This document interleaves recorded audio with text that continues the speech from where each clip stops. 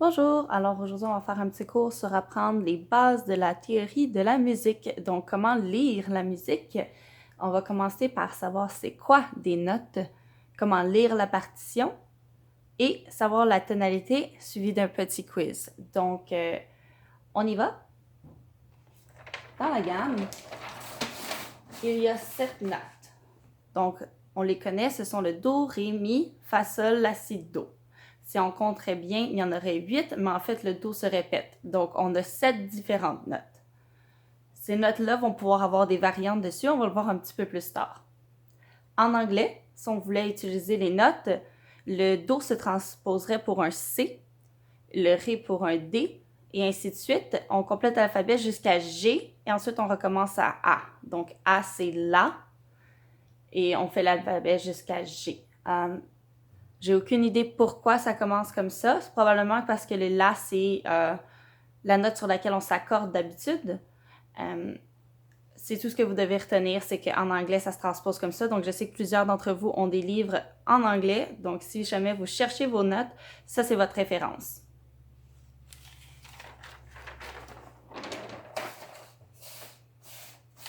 Donc, ensuite, on essaie de lire la partition. Donc, la partition, il y a plusieurs choses dessus. On va avoir le titre de la pièce, par exemple. On va avoir une indication de la vitesse. On va dire quel instrument c'est. Mais la partition, comment on fait pour la lire? En fait, ce qu'on a ici, cette grosse partie-là, ça s'appelle une portée. Donc, sur cette portée-là, il y a plusieurs choses. Non seulement une portée, en fait, c'est quelque chose qui est composé de 5 lignes et de 4 interlignes.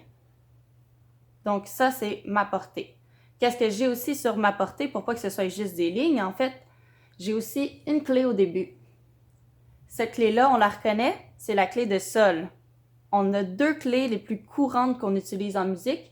Donc la plus populaire, c'est la clé de Sol. Mais pour tous les instruments qui joueraient grave, au lieu de pouvoir écrire en fait très très bas, on va changer de clé, on va utiliser la clé de Fa. Donc ça, c'est pour tous les instruments qui sont bas et graves. Et la clé de Sol, c'est plus pour les instruments qui sont mélodiques, qui sont plus aigus. Donc, ici, j'ai expliqué que j'avais ma portée. Qu'est-ce que j'ai d'autre aussi sur ma portée? En fait, pour savoir comment lire mes notes, c'est ce qui est important, je dois savoir où commence ma clé. Donc, j'ai dit ici que c'était la clé de Sol. Donc, on voit cette partie ici.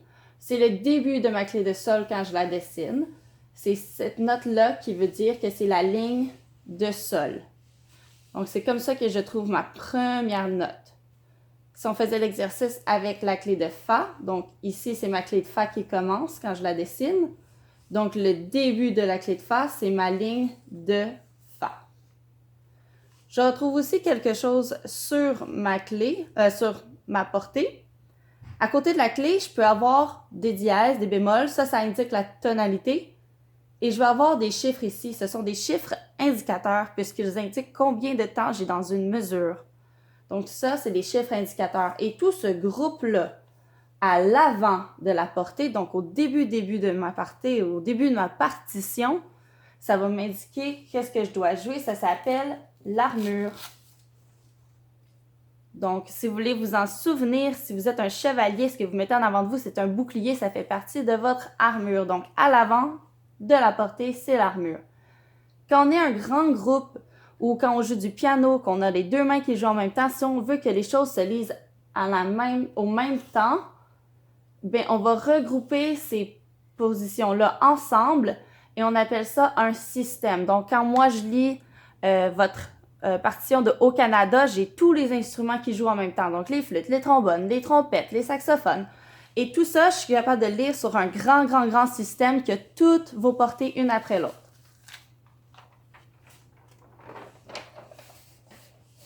Maintenant, comment je fais pour savoir quelle note est laquelle? Parce que c'est pas juste de dessiner un rond qui va se promener. En fait, c'est de savoir quel rond veut dire quoi. Donc, comme quand on apprend à lire, on va apprendre à lire la musique. Donc, c'est un petit peu du décodage au début.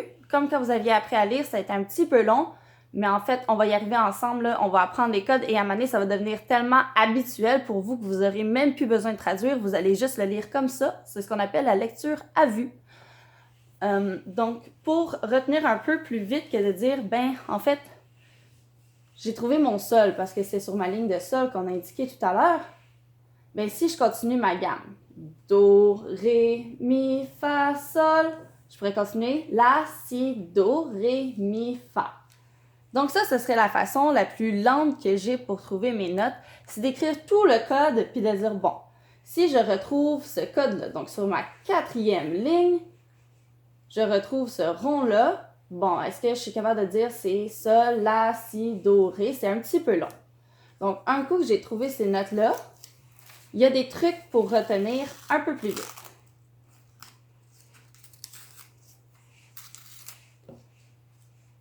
Donc, si je prends toutes mes lignes, donc on se rappelle, mes lignes, j'en ai 5, on les part du bas en haut. Le truc, c'est Mon Sol, Si, Ré, Frais. Donc, si j'utilise Mon Sol, Si, Ré, Frais, c'est un bel acronyme qui utilise chaque début de note pour indiquer ce que c'est. Donc, un coup que je retiens Mon Sol, Si, Ré, Frais, je trouve rapidement mes notes qui sont sur mes lignes. Donc, ensuite, j'ai plus besoin de juste partir de mon sol et de monter et descendre. Je peux dire, ben, si ça c'est Mi, juste au-dessus c'est Fa. Ou je peux dire, si ça c'est Ré, juste au-dessus c'est Mi. Qu'est-ce que je fais pour mes interlignes, mettons? Bien, il y a aussi un truc pour les interlignes. C'est Fais-la dormir qui utilise les premières lettres de chaque note. Donc, Fa, La, Do et Mi pour Fais-la dormir. Donc, ici, j'ai mon Fa, La, Do et Mi qui fait le beau petit truc ici. Donc, voilà comment on décode. Donc, ça va être de la pratique à la maison. C'est les seuls trucs, en fait, qu'on peut trouver. Vous allez trouver vos propres trucs aussi, mais c'est vraiment de la pratique qui va vous aider. Donc, est-ce que si je change de note ici, ça veut dire que j'ai changé de un ton? Ben, pas nécessairement. En fait, qu'est-ce qu'on veut dire quand on parle de ton? C'est quoi le ton? Le ton, en fait, c'est la composition de 2 demi-tons. L'unité de mesure, comme en maths, en musique, on va avoir le ton. Donc, le demi-ton, c'est ce qui assemble le ton. Donc, 2 fois un demi-ton pour un ton. Mais ça ne veut pas dire que c'est on change de ligne. Donc, si je dis je prends le sol puis j'ajoute un ton, oui, ça arrive à La, mais si je prenais Mi puis je disais j'ajoutais un ton, j'arriverais pas à Fa. J'arriverais à Fa dièse. Donc, il y a des petits changements comme ça que vous devez vous rappeler, c'est pas un absolu, c'est pas parce que je change de ligne que j'ajoute un ton.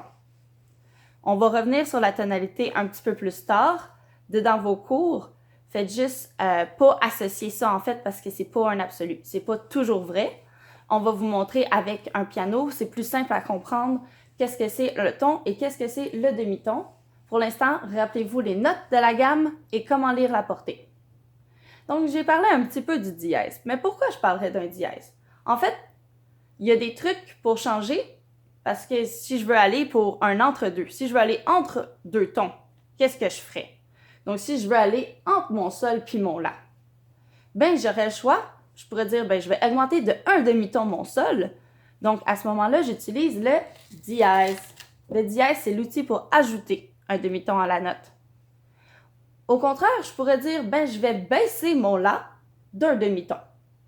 Donc, je vais rapprocher de mon sol en disant, j'enlève un demi-ton en utilisant le bémol. Donc, bémol moins un demi-ton, dièse plus un demi-ton. Si jamais j'avais utilisé un de ces deux-là juste avant ma note et que je voudrais revenir à la normale, ben, comment je fais? Ben, on va utiliser le bécard. C'est quelque chose que vous allez voir un petit peu plus loin dans vos partitions. Ben, le bécard enlève ces accidents-là et il va ramener la note à sa normale. Donc, jusque-là, tout va bien. On a appris à décoder les notes. Quelles sont les notes? Où sont-elles sur la portée? Et le ton, le demi-ton, comment ajouter un demi-ton, comment retirer un demi-ton et comment enlever un accident.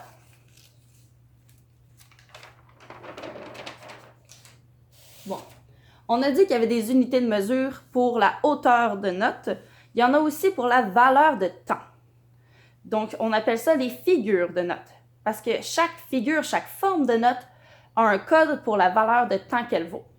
Donc, si je veux jouer une note qui dure très, très, très longtemps, versus si je veux jouer de quoi qui dure 1 seconde seulement, ben, je ne vais pas utiliser la même figure de note. Donc, la plus grande figure de note qu'on a, c'est la ronde. La ronde, elle vaut 4 temps. On a aussi la blanche. La blanche, elle, ici, elle ressemble à un D. L'intérieur, il est blanc. Donc, elle s'appelle la blanche et elle vaut 2 temps. Ici, j'ai la même chose, mais l'intérieur, il est noir, ou en fait, il est coloré. Ça s'appelle la noire et elle vaut 1 temps. Donc, si je calcule bien, j'ai 2 noirs qui peuvent rentrer dans une blanche et j'ai 2 blanches qui rentrent dans une ronde. C'est comme si je divisais par 2 à chaque étape. En fait, après, j'ai la croche parce que ici, il y a un bout croche à la note. C'est comme ça qu'on la reconnaît. La croche, elle vaut 1 demi-temps. Et ainsi de suite, on va à la double croche parce qu'il y a 2 bouts croches sur ma note. Lui vaut 1/4 de temps. Donc, à chaque fois que je descends, je divise par 2. Ça, c'est les notes les plus simples qu'on va voir jusqu'à présent. J'espère que tout va bien. Si jamais vous avez des questions, vous pouvez toujours me contacter ou vous pouvez reculer dans la vidéo, il n'y a pas de problème. Donc, on retient la ronde 4 temps, blanche 2 temps, noir 1 temps, la croche 1 demi-temps et la double croche 1/4 de temps.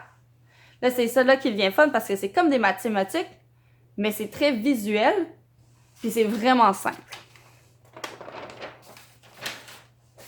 Si jamais je voulais jouer un très longtemps, après ça, je voudrais qu'il n'y ait plus rien, plus de son, puis après ça, je voudrais recommencer à jouer. Mais je ne pourrais pas juste laisser un vide dessus ma portée. Il faudrait que j'indique qu'il y a un silence. Donc, ce silence-là, ils ont aussi des figures. Donc, on les appelle, au lieu des figures de notes, les figures de silence.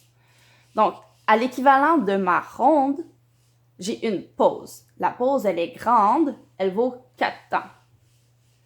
Ici, à l'équivalent d'une blanche, j'ai la demi-pause. Donc, demi-pause, donc demi de 4 temps, c'est 2 temps. Ici, j'ai une noire. L'équivalent en silence, c'est le soupir. Quand je soupire, c'est vraiment court, hein? Donc, le soupir vaut juste 1 temps. J'ai même un demi-soupir, c'est encore plus court. Donc, c'est l'équivalent de la croche pour le demi-soupir, vaut 1 demi-temps. L'équivalent de la double croche, lui, c'est le quart de soupir. Donc là, on est vraiment très, très, très court. Et là, ça vaut 1/4 de temps en silence. Donc, j'espère que c'est pas trop compliqué pour les équivalences. Donc, on se souvient, j'ai les figures de notes, j'ai les figures de silence et j'ai aussi la hauteur de notes qu'on a vu jusqu'à présent. Donc, maintenant que j'ai vu tout ça, est-ce que je suis capable de lire une partition? Pas tout à fait. En fait, je dois savoir qu'est-ce qui compose la partition pour savoir comment bien jouer. Donc, on avait parlé que la musique, c'était comme un peu les maths. Bien, ici, je ne sais pas si vous reconnaissez, ça ressemble à une fraction. C'est à peu près le même principe. On va avoir un numérateur et on va avoir un dénumérateur. Qu'est-ce que ça fait en maths, le numérateur? Bien, ça nous dit combien. Puis, qu'est-ce que ça nous dit en maths, le dénominateur? Bien, ça nous dit c'est de quoi. Parce que je peux bien avoir 4, mais est-ce que c'est 4 pommes? Est-ce que c'est 4 noires? Est-ce que c'est 4 rondes? Qu'est-ce que je vais en avoir 4? Et pourquoi c'est 4? Donc, ici, ça indique combien j'ai de temps dans une mesure. Le chiffre du bas, il y a un petit code ici. Donc, tantôt, j'ai dit, c'est toujours on divise par 2. Je ne sais pas si vous en souvenez. Mais ici, si je divise une ronde en 2, ou si je divise une ronde en 4, j'obtiens une noire. Donc, divisé en 2, donc si j'avais un 2 ici pour ma fraction, ce serait pour dire que j'aurais des blanches. Donc, j'aurais 4 blanches si c'était 4-2. Le plus souvent, on va voir 4-4 ou 3-4. C'est souvent 4. Des fois, on va voir 2 dans certains cas ou plus avancé quand ça va être des marches. Pour l'instant, on va se concentrer sur 4-4 pour vous apprendre le principe d'une mesure. Donc, ici, 4, c'est ma noire, parce que j'ai 4 noirs dans une ronde. Donc, 4 ici veut dire noir, 4 ici veut dire que j'ai 4 noirs pour une mesure. Je l'ai dessiné ici comme une tarte. Donc, chaque quart de tarte veut dire que c'est une noire. Je pourrais décider de remplir ma tarte avec une noire ici. Je pourrais décider, j'ajoute une blanche, donc la blanche vaut 2 temps, donc 2 noirs. Et je pourrais combler mon dernier temps en ajoutant une croche et une autre croche. Donc, c'est vraiment comme des mathématiques. C'est super simple. Il s'agit de compléter la mesure avec l'espace disponible. Est-ce que je pourrais rajouter un autre temps? Ben non, j'ai plus de place. Donc, ma mesure, elle se termine. J'en commence une nouvelle. Donc, ici, nous sommes en 4, 4. Ici, j'ai 1, 2, 3 quarts de temps. Donc, ici, je suis en 3, 4. Ça veut dire que j'ai 3 fois une noire qui rentre dans ma mesure. Comment je pourrais remplir ça? Ben, je pourrais dire avec des figures de silence, ben, j'ai un soupir. Un soupir, c'est court, on se souvient, c'est un temps. Pour combler les 2 temps qui me restent, je pourrais dire, je vais utiliser la demi-pause. Donc ici, je viens remplir. Est-ce que j'aurais pu utiliser une pause complète de 4 temps? Non. Ça ne rentre pas dedans un 3 temps. C'est comme si j'utilisais une tasse. Est-ce que je peux rentrer une tasse complète dans un 3 quarts de tasse? Non, ça va déborder. Donc, on doit changer de mesure, utiliser juste ce qui rentre dans une mesure. On va faire l'exercice ensemble. Donc, un petit quiz pour vous. Ici, nous sommes en 4, 4. C'est ce qui m'indique mes chiffres indicateurs à l'armure. Ici, j'ai une blanche. L'intérieur est blanc. Une blanche, ça vaut combien de temps? 2 temps. Donc, si ici, j'ai 2 temps plus un autre 2 temps, combien j'ai? 4 temps. Est-ce que j'arrive à 4 fois 1 temps? Oui. Deuxième mesure. J'ai un temps, j'ai un deuxième temps. Il est où mon troisième et mon quatrième temps? Donc, 1 plus, ici c'est un petit peu confondant. Je vais écrire 1, ça égale 2. Il manque 2 temps. Qu'est-ce que je pourrais dessiner à la place? Eh bien, je pourrais dessiner une demi-pause. Une demi-pause, puis on se rappelle, dure 2 temps, plus 2. Ici, j'arrive à 4 temps. Ma mesure, elle est complète. Je termine ma portée. Ici, on fait l'exercice ensemble 3, 4. Qu'est-ce que je pourrais mettre qui vaut 3 temps pour ma mesure? Eh bien, je pourrais commencer en mettant une blanche. Donc, si je mets une blanche, ça vaut 2 temps. Il me reste donc 1 temps. Qu'est-ce que je pourrais mettre? Eh bien, je pourrais mettre une noire. Je pourrais mettre 2 croches. Je pourrais mettre un soupir. Ici, j'ai mis une noire. Donc, 1, 2, 3. Terminer la mesure. À chaque fois que j'ai une barre comme ça, c'est comme un reset. Je termine et je recommence une nouvelle mesure. Ici, j'ai décidé de commencer avec une figure de silence. Donc, le soupir, on se souvient, un soupir, c'est court. Ça vaut 1 temps. Je pourrais mettre 2 autres soupirs et terminer. Je pourrais mettre aussi un soupir et 2 demi-soupirs. Est-ce que je pourrais mettre une demi-pause? Non, parce que là, j'arriverai à 4 temps, puis j'ai juste 3 temps dans une mesure. Donc, ici, j'ai décidé de mettre 2 demi-soupirs. Juste pour vous indiquer, c'est vrai, il y a 3 temps. C'est juste que souvent, on est paresseux, donc on va avoir trouvé une façon un petit peu plus courte d'écrire ça. Donc, utiliser 1 à 2 figures de silence au lieu d'en utiliser 4, comme j'ai fait. Mais tout est valide tant que ça reste à 3 temps à l'intérieur. Donc, j'espère que vous avez bien compris. Si jamais vous avez des questions, n'hésitez pas à me contacter. Vous pouvez aussi réécouter la vidéo autant de fois que vous voulez.